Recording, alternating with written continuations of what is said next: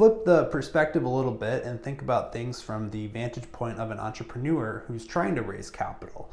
Let's address fundraising strategy and fundraising process for a minute or two. So really, when you're going out to raise money for your startup, the first question you need to ask yourself is, can my company be a good investment for an investor out there? And if so, what type of investor could it be? And really aligning the investment strategies of various types of investors, angels, VCs, private equity groups with your company's long-term strategy is very, very important.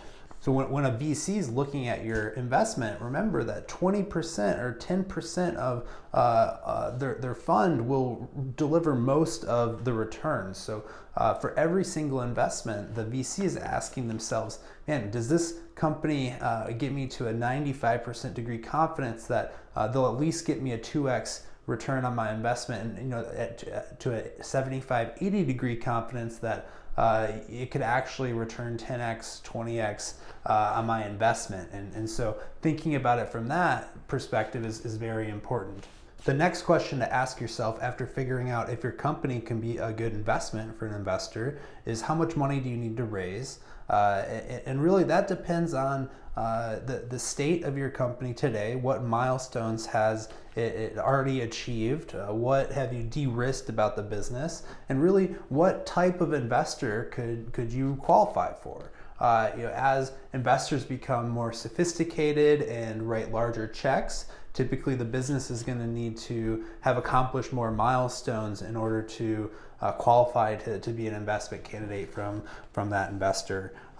And another thing to help you answer that question of how much to raise is how much do I need to raise from the current type of investor to unlock the next class of investors? So if I'm raising from angel investors today, how much do I need to raise from angels in order to raise from VCs in my next round, right? And so then you'd have to ask yourself, okay, I know the milestones I've hit today. What milestones do I need to raise to hit the milestones that are needed by the next set of investors in 12 to 18 months? And so a key phrase to keep in mind around this is that investors buy outcomes, not activities. It's not really what you do with the money, but it's the outcomes you achieve that really, really matter. So investors might be kind of interested if you use their money to build a sales team, but really they want to know, hey, I'm gonna use your money to get 4 new enterprise customers and triple our revenue year over year.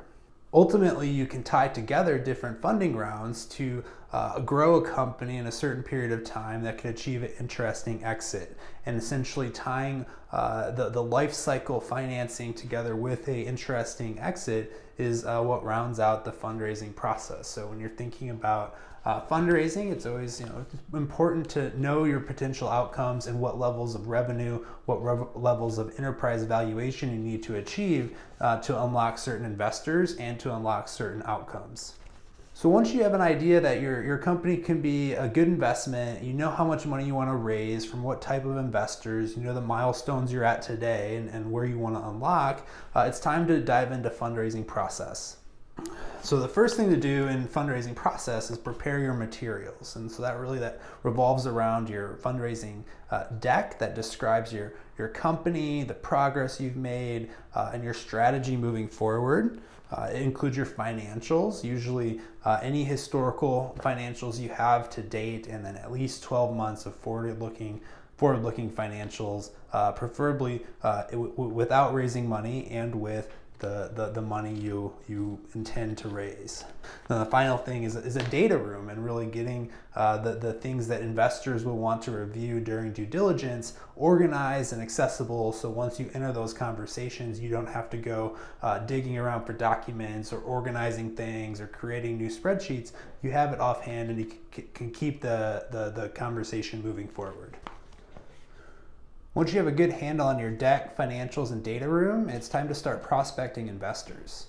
I recommend starting by building a list of 100 or 200 investors that are in the general scope of your financing round. So if you're targeting angel investors, it would be angel investors. And if it's institutional seed round with a venture capitalist leading the round, then it would be seed funds, seed VCs, or whatever round it is. Come up with a list of 100, 200. You can use tools like Crunchbase. There's plenty of spreadsheets out there you can get your hands on, Slack groups, PitchBook, Mattermark.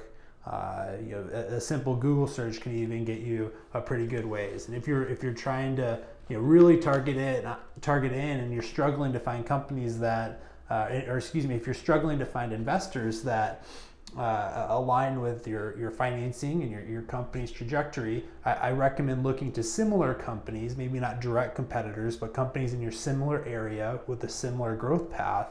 Figure out who funded them, and then those are probably good prospective investors for you. It's time to really start to qualify in and figure out who's the best fit for you. And so this really is a lot of research, and you have to figure out who they've invested in, where are they at in their fund life cycle. Did they just raise a fund, or are they not very active right now? Are they rolling out of their active investing period? Whatever you can to kind of narrow your efforts in before you start to talk, to really make sure that you maximize your chances of it being a fit once you start to spend time taking meetings, taking calls with investors. Once you get the list to 50, 60, 70 investors that you really think are a good fit, that's when you start to do outreach. So the first time you reach out to investors is not really your formal fundraising campaign. It's an informal qualification stage. So take that list of 50 investors, try to get a 30-minute phone call in the next 3-4 weeks with each one of them. Share a little bit about what you're doing, connect with them as individuals, talk about the funding round you expect to have in the next 2, 3, 6 months. But say you're not raising money right now, but ask them, is this something that could be a fit for your fund? Do you think the company's interesting? What milestones would you want us to hit in order to be a candidate? And if it sounds like there's a fit there, then you've qualified that investor for the formal fundraising campaign that will follow. Keep qualifying investors through quick 30-minute conversations to see who might be a fit. Keep nurturing those relationships, build trust as much as you can throughout the process until you get to 20 or 30 investors that you feel like are a really good fit, you've had conversations with, and that you could see them investing in your company. And then it's really time to start your formal fundraising campaign. And that's when you, all in sequence, you take the 20 best fits that you've talked to and you think are a good fit, reach out to them, let them know you're following up on the last conversation. Like you said, you're going out to raise capital. Well, I think that the investor would be a great partner and would like to have a conversation soon, and that we're expecting term sheets, and that this funding round will last only about 30 to 60 days before we find our investment partner and move forward with the company.